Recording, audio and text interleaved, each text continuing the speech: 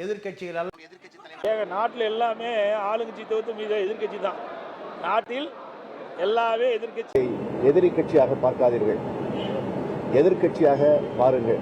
இந்த எதிர்க்கட்சி இருக்கான்ல, குறிப்பாக இந்தியா பாகிஸ்தான் இரண்டு நாடுகள் நம்முடைய நாட்டுக்கும் இன்னைக்கு ஒரு எதிரி நாடாக இருக்கக்கூடிய பாகிஸ்தானுக்கு இருக்கக்கூடிய பிரச்சனை என்பது இன்று நேற்று அல்ல.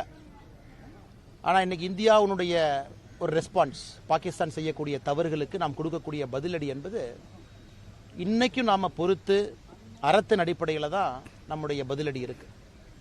நீங்களே யோசிச்சு பாருங்க, 2008 மும்பை அட்டாக் நடந்த பொழுது 166 பேர் கொடூரமாக கொல்லப்பட்டாங்க.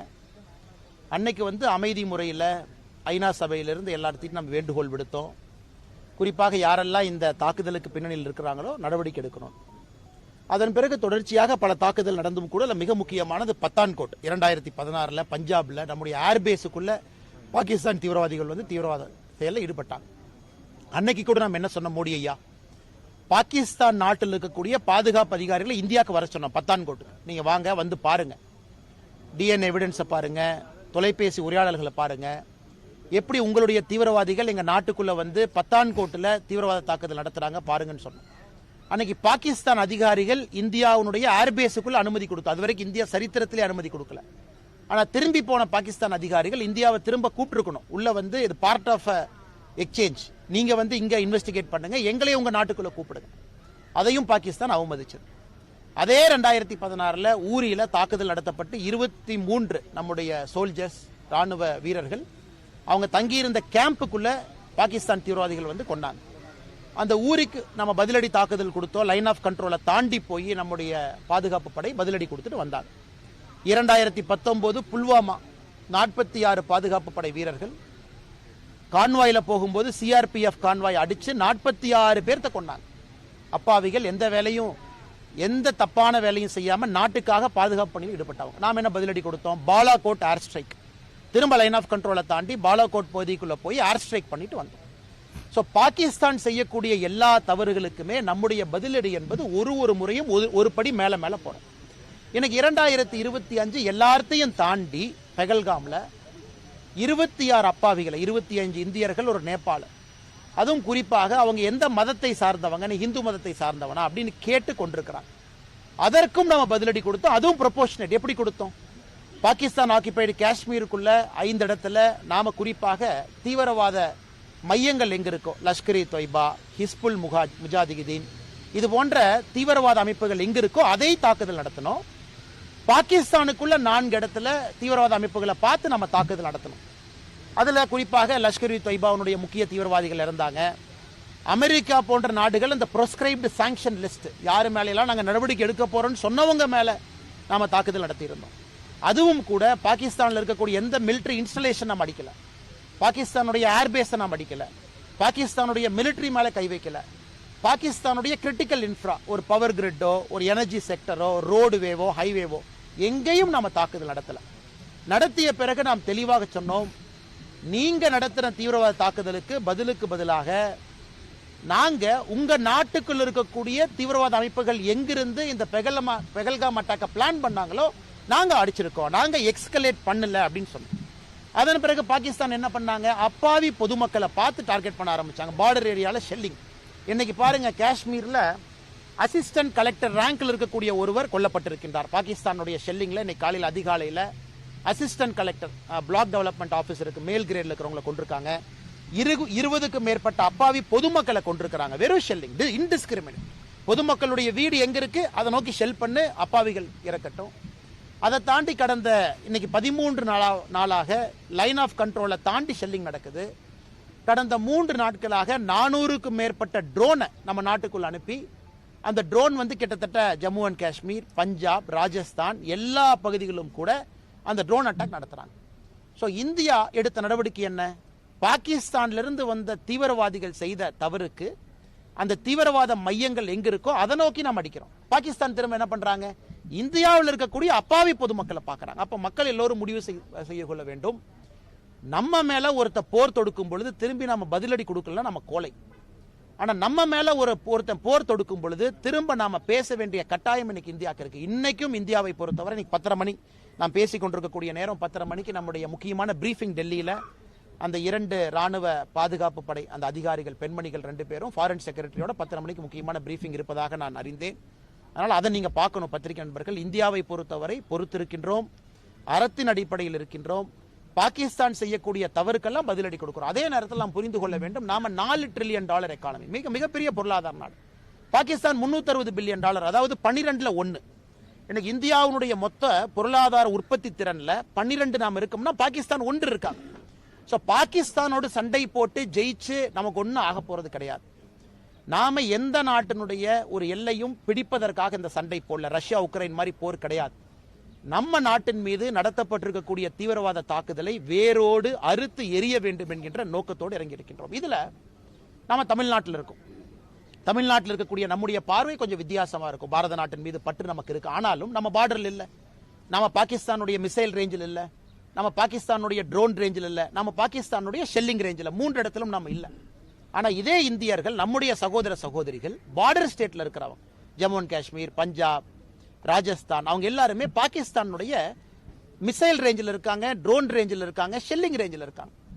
இந்த நேரத்தில் ஒரு நாடாக ஒற்றுமையாக நாம் இருந்து நாம் இந்தியர்கள் அனைவரும் ஒரு தாய் பிள்ளையினுடைய மக்கள் என்கின்ற உணர்வோடு நாம் இருக்கணும்.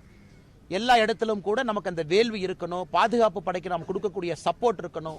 யூனிஃபார்ம் போட்டிருக்கக்கூடிய அதிகாரிகள் எல்லோருடைய பேச்சை நம்ம கேட்கணும். ஒரு சிவில் டிஃபென்ஸ் ட்ரில் பண்றாங்க, அதை முழுமையாக நம் களத்தில் இருந்து அவர்களுக்கு நாம் ஒத்துழைப்பு கொடுக்கணும். அது நம்முடைய காவல்துறை அதிகாரிகளா இருக்கட்டும், இல்ல சிவில் டிஃபென்ஸ் வாலண்டியர்ஸா இருக்கட்டும், ஹோம் கார்டாக இருக்கட்டும், பேராமிலிட்டரி போர்சஸாக இருக்கட்டும், ஆர்மியாக இருக்கட்டும், இந்த நேரத்தில் நாம் செய்ய வேண்டிய கடமை இந்தியர்களாக நம்முடைய அரசு சொன்னதை முழுமையா நாம செயல்படுத்தணும், கேட்கணும். பாதுகாப்பு படை அதிகாரிகள் சொல்றதை நம்ம கேட்கணும், காவல்துறை அதிகாரிகள் சொல்றதை கேட்கணும். நேற்று உதாரணத்துக்கு சென்னையில காவல்துறை ஆணையாளர் கமிஷனர் அருண் அவங்க சொல்லியிருக்கிறாங்க, பொது இடத்துல நாங்க பாதுகாப்பை அதிகப்படுத்தியிருக்கோம். அப்ப நாமளும் கேர்ஃபுல்லா இருக்கணும். பொது இடத்துல பெரிய பெரிய கூட்டமெல்லாம் நம்ம போடுறோம், தேவையா தேவையில்லையா, இந்த நேரத்தில் நாமும் அதை உணர்ந்திருக்கணும். அதே நேரத்தில் பார்டர் ஏரியால நம்முடைய நண்பர்கள் சகோதரர்கள் யார் இருந்தாலும் கூட ஆதரவு வார்த்தைகளை சொல்லணும். சமூக வலைதளத்தில் எல்லோருக்கும் அந்த நம்பிக்கை இருக்கணும்.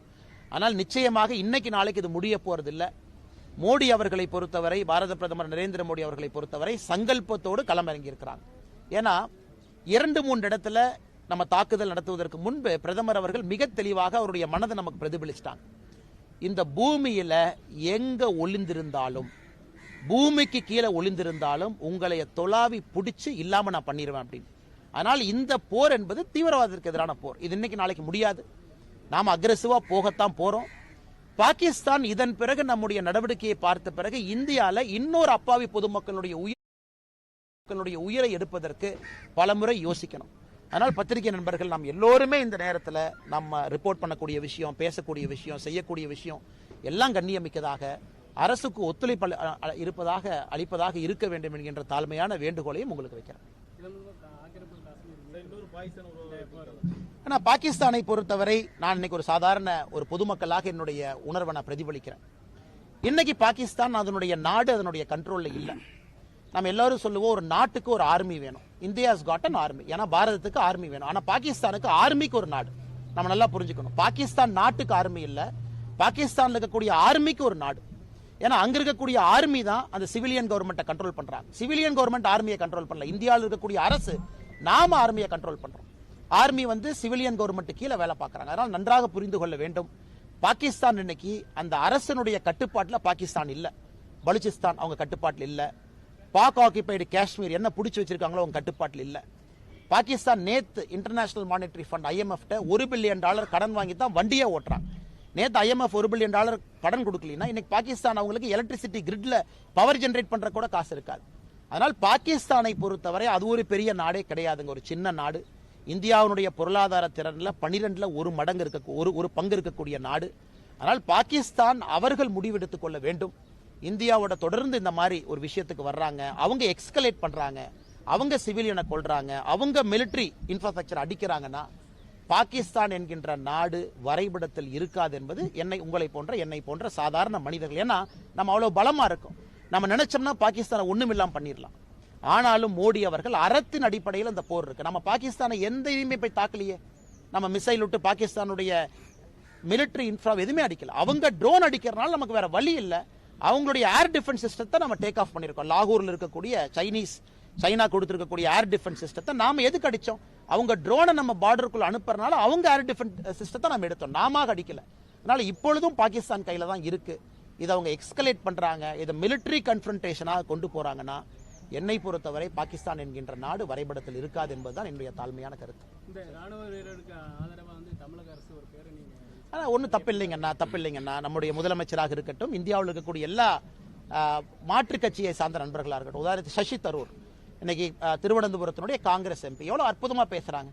இன்டர்நேஷனல் மீடியாலாம் பாருங்க, ஸ்கை நியூஸில், பிபிசியில் மிக அற்புதமாக இந்திய அரசு எடுத்திருக்கக்கூடிய நடவடிக்கை என்ன நம்ம செய்கிறோம், எதுக்கு செய்கிறோம் அப்படிங்கிறத ஒரு காங்கிரஸ் கட்சியை தான் சசி தரூர், அவங்க பார்லிமெண்ட்டில் இன்னைக்கு எக்ஸ்டர்னல் அஃபேர்ஸ் அந்த ஸ்டாண்டிங் கமிட்டி சேர்மனாக இருக்கிறாங்க. இருந்தும் இன்னைக்கு கட்சியெல்லாம் தாண்டி சசி தரூர் நிற்கிறாங்க.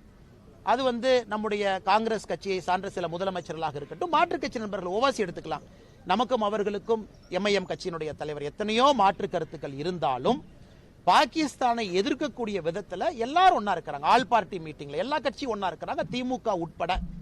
அதனால் தமிழகத்தில் முதலமைச்சர் அவர்கள் ஒரு பேரணி எடுக்கிறேன், முன்னாள் ராணுவ வீரர்களை கூட அழைச்சிட்டு போறேன், நான் இதை செய்ய போறேன் அப்படின்னா அது வரவேற்கிறது தான், தவறு கிடையாதுங்கண்ணா. அதே நேரத்தில் முதலமைச்சர் அவர்களும் இந்திய அரசுக்கு இந்த நேரத்தில் முழுமையாக தன்னுடைய கோஆபரேஷனை கொடுக்கணும் அப்படிங்கிறதும் என்னை போன்ற மனிதர்களுடைய ஒரு வேண்டுகோள், ஒரு எதிர்பார்ப்பு. தமிழக அரசு இந்த 4 ஆண்டு சாதனை தொடரட்டும் பல்லாண்டுன்னு சொல்லி கொடுத்துருக்காங்க, சாதனை எப்படி? அண்ணா, 4 ஆண்டு சாதனைகளை பொறுத்தவரை இன்னைக்கு நாம வந்து விலாவரியா பேசணும்னா அதுக்கு ஒரு தனி பிரஸ் மீட் வச்சு பேசணுங்கண்ணா. இது வேதனையான 4 ஆண்டுகள். பொருளாதாரத்தில் தமிழ்நாடை பொறுத்தவரை பின்னோக்கி போக ஆரம்பித்திருக்கின்றோம். இன்னைக்கு இதை பேச வேண்டாம் நினைக்கிறேங்கன்னா, இன்னைக்கு இருக்கக்கூடிய சூழ்நிலை, நாட்டினுடைய சூழ்நிலை, இந்தியா பாகிஸ்தான் இந்த போர் மூலக்கூடிய அந்த அபாயமான இந்த சூழ்நிலையில் இன்னைக்கு பேச வேண்டாம் நினைக்கிறேங்கன்னா, நிச்சயமா பத்திரிகை நண்பர்களை இதெல்லாம் முடிஞ்சதுக்கு அப்புறம் நாம் பேசும்போது, இன்னைக்கு நான் பேசும்போது அது பொலிட்டிக்கல் அட்டாக் அது மாறிச்சுன்னா தப்பா போயிடும். நம்ம ஆதாரத்தின் அடிப்படையில் பேசினாலும் இன்னைக்கு அந்த அரசியல் பேசலாங்கிற கெட்ட பேர் எனக்கு வந்துடும். நிச்சயமா வருகின்ற காலத்தில் நம்ம இதை பத்தி டீட்டெயிலாக பேசுவோங்க. நன்றி. எதிர்கட்சிகளால் நாட்டில் எல்லாமே ஆளுங்கட்சி தவிர்த்து மீது எதிர்கட்சி தான். நாட்டில் எல்லாமே எதிர்கட்சி. எதிரி கட்சியாக பார்க்காதீர்கள், எதிர்கட்சியாக பாருங்கள். இந்த எதிர்கட்சி இருக்கான்ல,